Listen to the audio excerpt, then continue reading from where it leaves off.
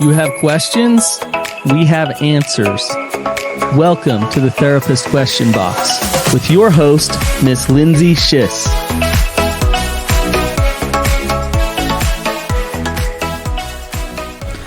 Welcome back to the Therapist Question Box, where we are here to answer your relational and mental health questions. Today I have with me Whitney Evans, who I am grateful is joining us. Thanks for being here. Thank you for having me. And today we're going to be talking about a topic that affects a lot of us. It is about parenting, and specifically parenting adult children. And so Whitney, I'm happy to have you here with us. I know you yourself are a mother of how many adult children? 4 adult children. Okay. 1 getting closer to being an adult child. Okay. So 5 total. Wow. So you are in the mix of this. You're a resident expert because you're dealing with it at home. I'm getting my PhD. There you go. In adulting, parenting adults. Yes, I love that. So let's just launch into the question and we'll get started. So the question is, my young adult child is struggling to find their path in life, and I want to help without overstepping. How can I provide guidance without making them feel pressured or dependent on me? And so as I'm hearing this question, I think, boy, this is a challenge. I mean, this is an earnest parent that wrote in saying, how do I guide without overstepping? How do I be involved while respecting autonomy?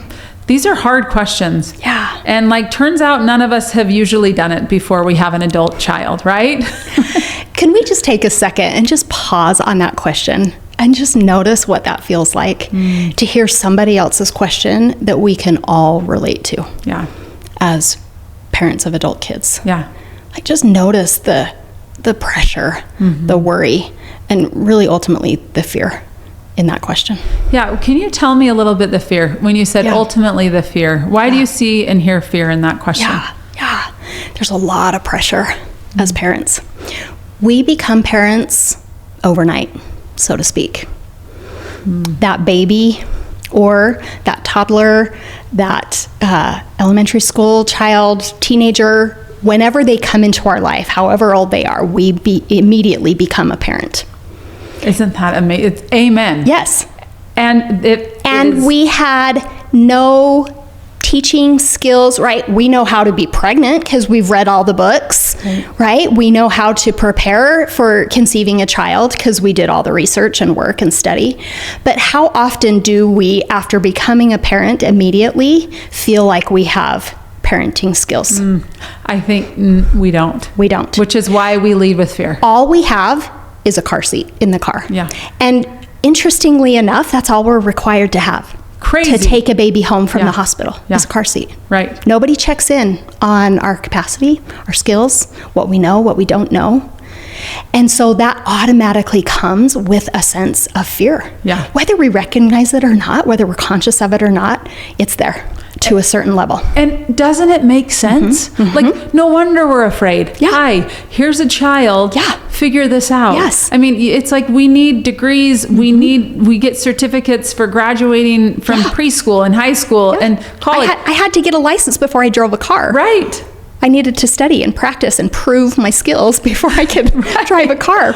And here I am taking home a baby without having to prove my skills at all, except for that I got a car seat. Right. And that this is a life that is in your hands, right? So it was what I'm hearing that fear doesn't necessarily change as they grow older. There is still that fear, and maybe it just evolves into different types of fear. Yes.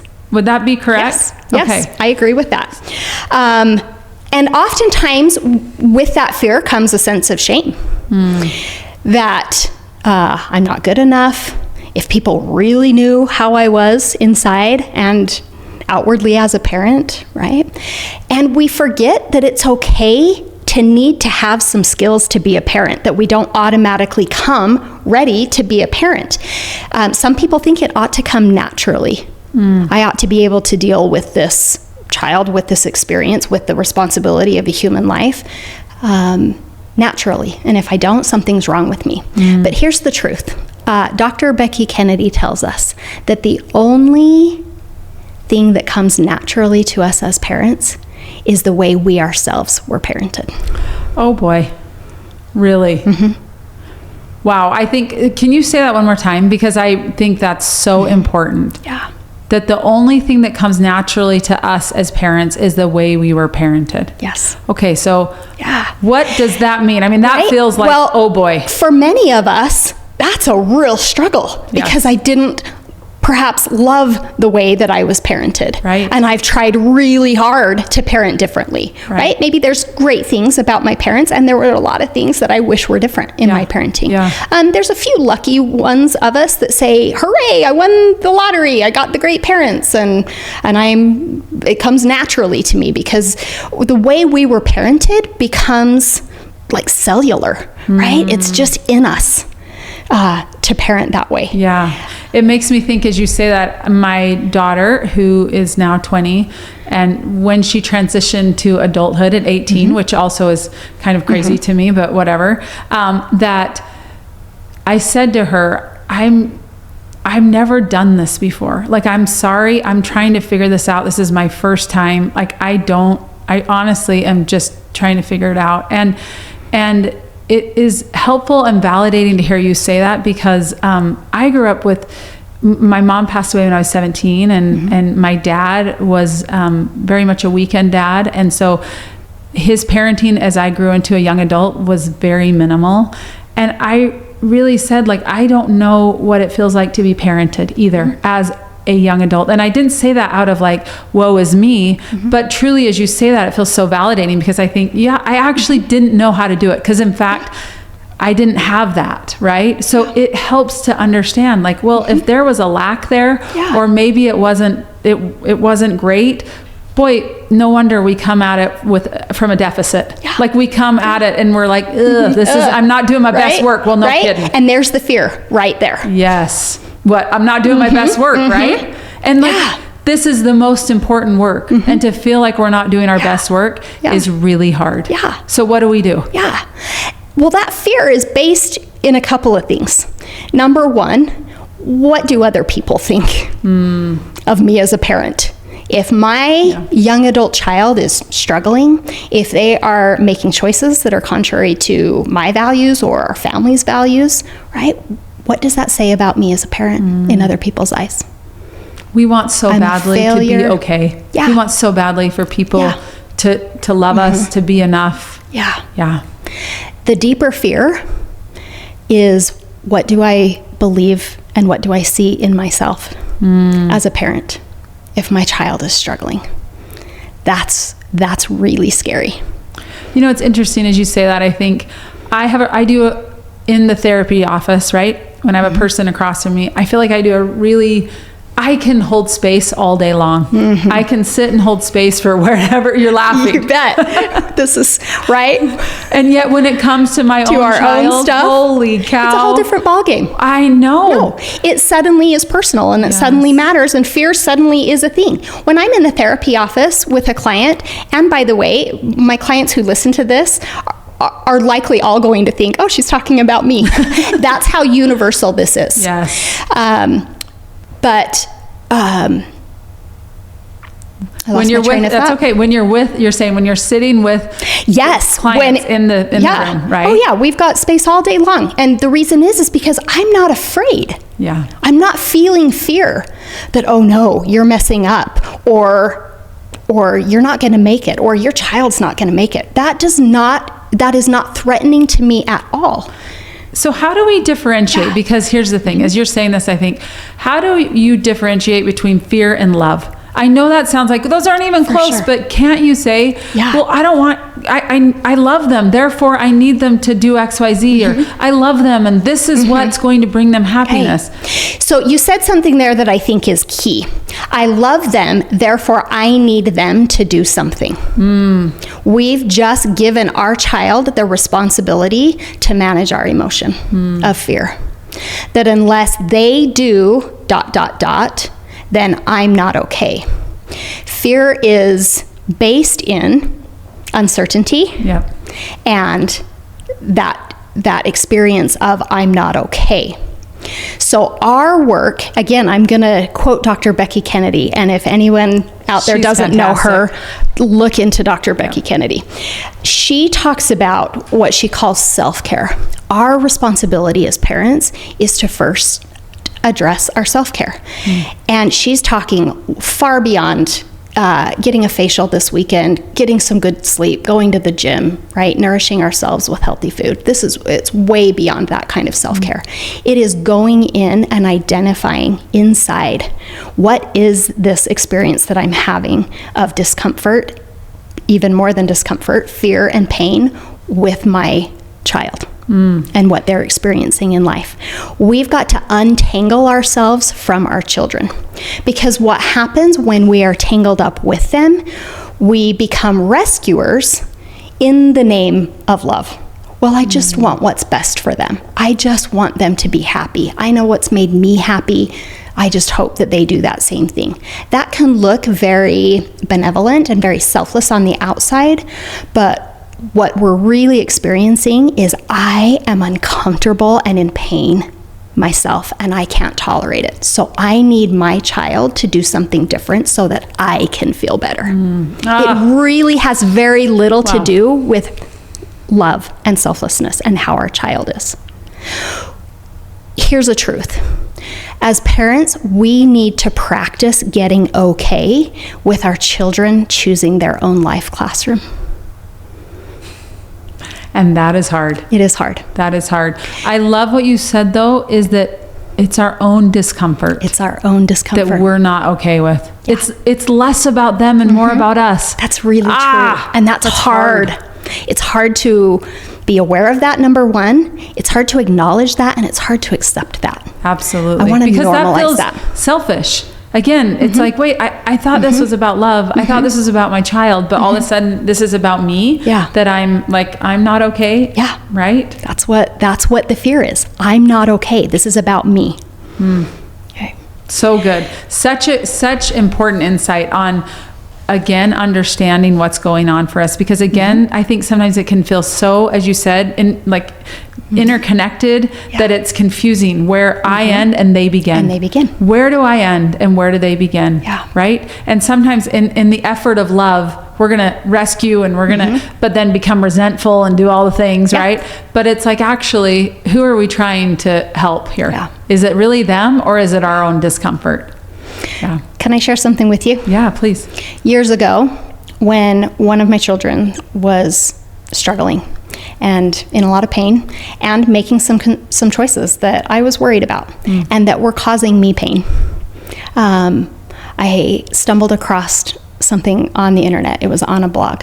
I don't have a reference for this quote, but I'm going to share it anyway. And if this is your quote, please email us so that I can give you credit at some point, because I share this often. This is the idea of trusting our children to choose their own life classroom. The most valuable lessons in life always come through extreme adversity. If your child, and we're talking adult children here, they're still our children. If your child experiences pain from his or her choices, or makes choices that create rough trials, and there is nothing you can do to prevent this, do not carry the weight of having to save him or her from these consequences. Remember, a baby chick dies if you help it out of its shell, because it needs the struggle to become strong. We hear that analogy a lot, and the reason is because it's true. Some children need some of their lessons the hard way. If they keep signing themselves up for those classes, they apparently need the lessons and the consequences that those choices will bring. The message you want to share with your child is that you love him or her no matter what choices they make, and that you believe in him to come through this. Then trust that he is in the hands of somebody greater or something greater than you, who is ultimately in charge of your child's journey and education. Hand the weight, the worry, and the fear over to a higher power, and trust that higher power to see your child through. You aren't giving up supporting your child, but you are trusting that a higher power will help make it all work out. You are more likely to create and keep a good connection with your child as well if you stay out of fear as much as possible. Fear-based responses are void of love, and love is what your child needs. I am reading this from the very paper that I had taped up on my bathroom mirror for years. That on the daily, I read it and reminded myself that this is true. My fear is real, my worry is real, and I get to trust my child to choose his life classroom and the experiences and the consequences that come from that.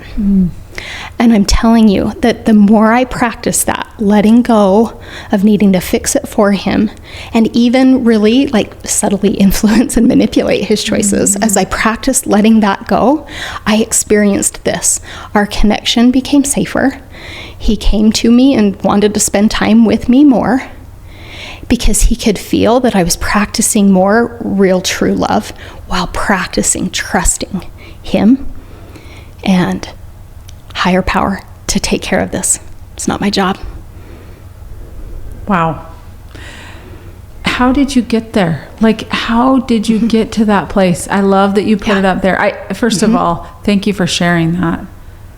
But also, like, how do you do that? How did you let go and say, I really am going to trust? Because, again, I think as a parent, you go back to, if I'm disengaged, that says something about me and my care, right? But you're saying, no, I was very mindful. This was not disengagement. This was actually very deliberately saying, I'm going to trust, I'm going back to love, and I'm trusting a higher power, or whatever our belief is in, that they've got that, that it's going to be okay. What did it take for you to actually practice that? One practice in particular made the biggest difference for me. And I practiced this, especially in the beginning, often multiple times a day when I felt that fear. For me, it was a visual image. I visually, consciously, deliberately imagined myself laying my child on Jesus's carpenter table. There was something about knowing that he was a carpenter and could fix things that gave me a sense of safety in that fear, that everything was out of control, right? Our fear will take us to places way beyond the mark, right? This is going to be the end of his life. He's a sociopath. He's going to end up in prison, right? It was taking me to way, way, way, way beyond the mark. But that fear was real. Instead, I practiced imagining handing him over and letting somebody much more powerful than me take care of it. That is based in my faith and my belief, and that made all of the difference. It was hard to do that. Like I said, often multiple times a day, I had to visualize myself just handing it over and then asking God, you got this, right? Right? Wait, I didn't hear you, right? I needed relief. I needed reassurance because I was so afraid. And my responses were based in fear. My actions were based in fear. It led to me controlling and micromanaging and just trying to say the right thing in the perfect way so that he would finally get it. And that was causing such distress in our relationship, but more importantly, causing so much distress in my own heart, my own mind, my own life. It was destroying my peace. I think that is so relatable, that it was destroying your peace, right? This was, again, when we're driven by fear, what happens? Like, it destroys relationships, it destroys peace. And it's interesting that you said you went to the worst case scenario. Like, why do we do that? Why do we go to this worst case scenario? Is he going to be a sociopath, end up in jail? Like, what is going on there? And yet when that's the narrative in our brain, no wonder we're acting like we are. And that actually had nothing to do with him and his behaviors even. That was way more, in fact, almost totally based in other experiences that I had in my life that had nothing to do with him. Isn't that the irony? This wasn't even about him. This was about your own It's my own pain. fear, my own pain, my own trauma, and my own response to that. Yes. So good. So as you're talking about this, it makes me think about our own feelings of parents. How do we cope with the feelings of loss of control? I mean, there had to be a sense of like, I am letting go here. Absolutely. Oh, very much. It was radical surrender. That is a great Radical way to surrender. put it. Radical For sure. surrender. For sure. And that is hard. Like, how did you manage letting go and your own sense of, I don't know if it was loss, anxiety, or if it was like, no, I found peace in the surrender. I'm just curious. Yeah. Well, I think one thing that I started to learn and realize as I was practicing that internal healing was that I still had power to create safety around me, right? Just because I'm radically surrendering my child's choices doesn't mean that I have to be okay with whatever happens in our relationship or in my home. I still get to have boundaries. And it's really important with our children, especially with our adult children, that we identify the difference between discomfort and safety. It's important, in fact, it's critical to have boundaries around safety. There are certain behaviors that are unsafe in my home, with my other children, with me, right? So I get to have needs and have boundaries around those needs of safety. I then, once I've created safety around true safety, right? We really have to do good work on distinguishing what's a safety issue and what's just a discomfort issue. It's okay to be uncomfortable. In fact, it's important to be uncomfortable because that's where growth happens. So if we're really working hard to just get comfortable with everything that our kids are doing, we're facing the wrong direction. Yeah. Let's focus more on how we can create safety in our homes, and practice getting okay with being uncomfortable when our children choose their own life classroom. I love that. And as you said that, the safety, it makes me think about this. Yes, this child needs to, like, there's certain things that are in our home we need for safety. And yet if you flip it on its head, I think, and what are we doing to provide safety for this child? Right? And as you talked about it, I thought, it's love. Like, love is the basis for safety. If I feel loved, then it's okay. Like, I know I'm okay. I know I'm safe. But when that lacks, right? So I think safety is on each end. It is. It's not just on as a parent, but the child needs safety. The child needs safety. Yes. And they are going to feel safer when we feel safe. 100%. Our children fall underneath our umbrella of safety. There are studies that show that a child's well-being is largely based in the safety and the happiness of the mother, particularly. Wow. When I'm okay, when I'm comfortable enough in my own skin and creating safety with boundaries and behaviors in my own life, my child can sense that energy. And it feels really safe to be in a world where our parent is okay. And it's not my job to make them okay with my choices, with my behavior. If I don't do it right, then dang it, my mom's not okay. That's what feels unsafe. Yes. And that's what's giving unnecessary responsibility to the child to make us okay. That doesn't feel like love. That doesn't feel safe. I love that idea of, again, it goes back to us. Yeah. Look in the mirror. Yeah. This is not about the problem child and how to manage them and what to do. It's actually about how do I take care of myself enough and know what I am and am not okay with. What are my boundaries? Yeah. So then I can be safe and show up as a whole person, right? Not this person that feels insecure and frustrated, and that when my child behaves in ways that I'm not okay with, that I actually can't handle it. But the idea is that, no, I'm doing my own work here. Yeah. Right? So I love that reminder, and that encourages our child and allows them to have safety. Yeah. So great. And in that kind of safety, they can start to practice trusting themselves. That they can make decisions and be okay experiencing the natural consequences of those decisions. Isn't that what we want? That's what we want for our kids.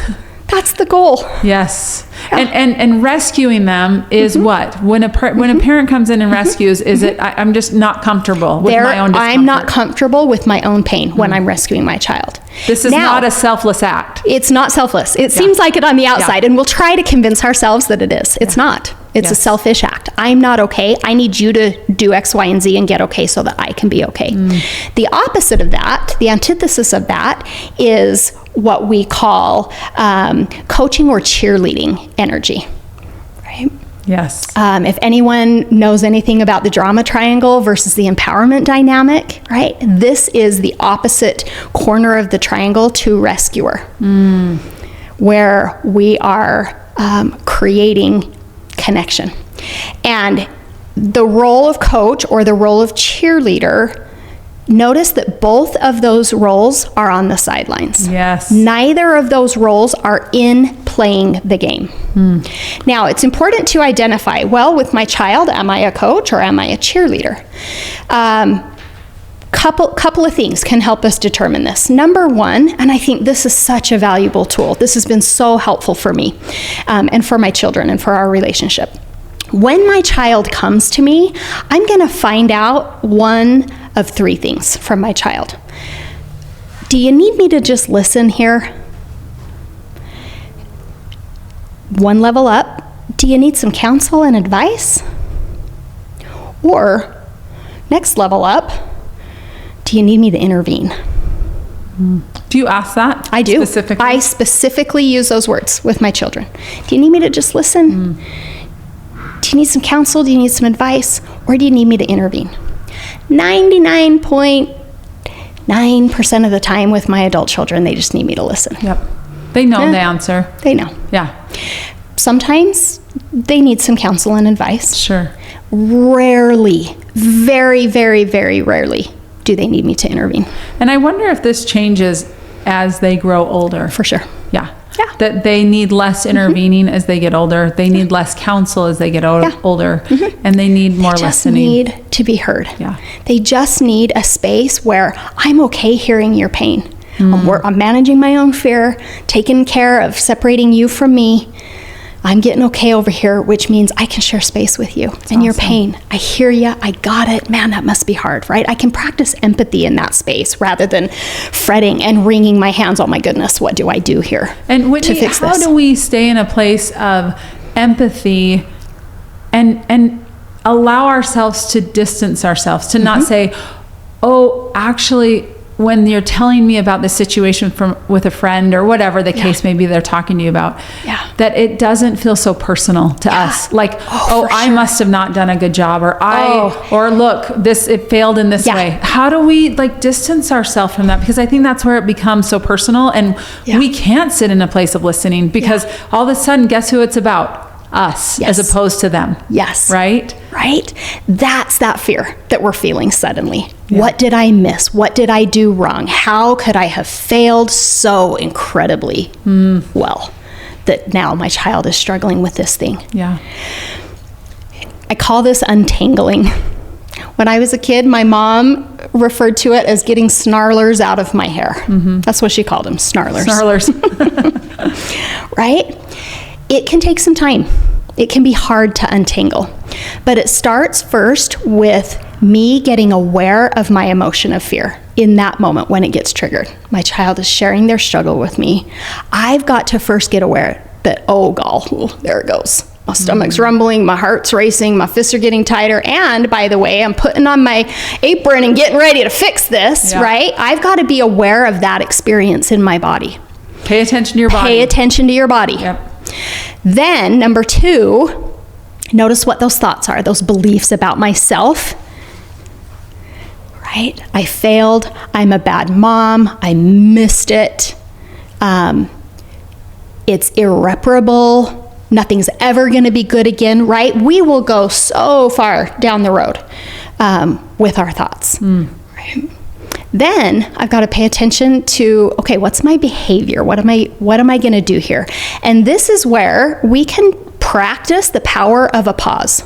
If we're experiencing this in the moment while our child's talking, it's okay to just pause.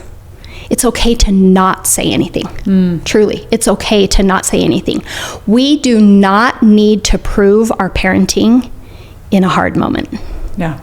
In fact, it's usually damaging to try to prove our parenting to ourselves or to our child in a hard moment. Do not prove your parenting in a hard moment. Yeah. Boy, I think to that's yourself with or to anything. anybody else. Don't prove anything in a hard moment. No. Just take a pause. Right? Don't do it. Yeah. It's okay not to know for a minute. Isn't it's that okay true? for our child not to know. And it's okay for everyone else to have it wrong about us. Morgan Richard Olivier said something that I think is so powerful as we're talking about finding peace as a parent. Allowing somebody to be wrong about us while maintaining our peace is one of the most misunderstood power moves we'll ever make. We gotta practice getting okay no matter how anybody sees it. The neighbor, my mother-in-law, it doesn't matter. We gotta get okay and find our peace no matter if anyone, including our child with whom we're relating, they've got us wrong. And that's a superpower. Seriously, if you can get okay with that, with being wrongly, like someone has a wrong assumption about you or is painting you in a picture, and just sitting with that. That's hard. Really hard. And that comes back to this idea of skills. We've got to practice these skills as parents. This doesn't come naturally to us. No. Our natural response is react out of fear, get real big, fix the situation, try to convince them that. ...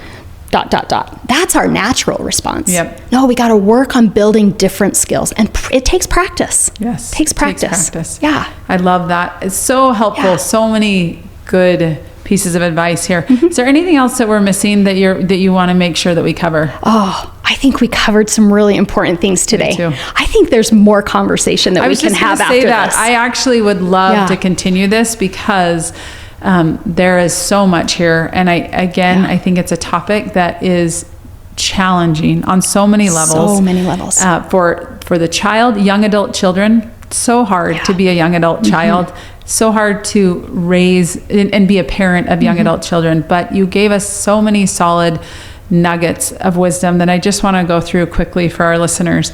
I love the idea of recognizing our pain, that to recognize that there is pain in this, and that there may be pain from our history, there may be pain from the experience, or both, but to recognize our pain, to set boundaries. What are our boundaries, right? And to be very aware that we need safety and our child needs safety. And that safety doesn't mean that we can't have discomfort. Yes. We can have discomfort, but that we're really clear about what safety looks like for us. And could I mention that with adult children, actually very little is a safety issue. Amen. Right? Very little. Yeah. I liked the idea of being a cheerleader, right? I've had a friend say to me in my own parenting struggle, you got to get off the roller coaster. Like, just get off of it. Just be on the side.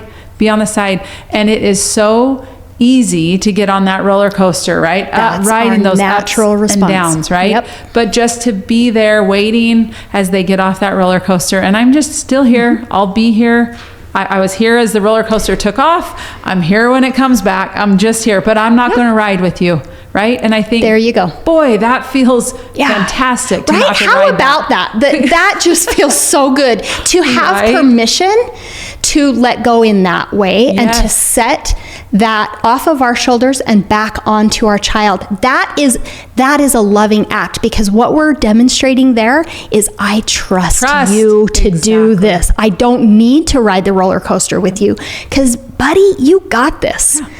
You know how to fasten your safety belt. You know the gig. Yes. You know how to do it. So I'm here, and I'll just be here, and I'm steady. I'm not going on the ups and downs with you, but I'm here just waiting for you on the platform. There you go. I love that visual. I love it. And I hope you've got cotton candy in your hand. I do, always cotton candy in the hand, right? That's for sure important.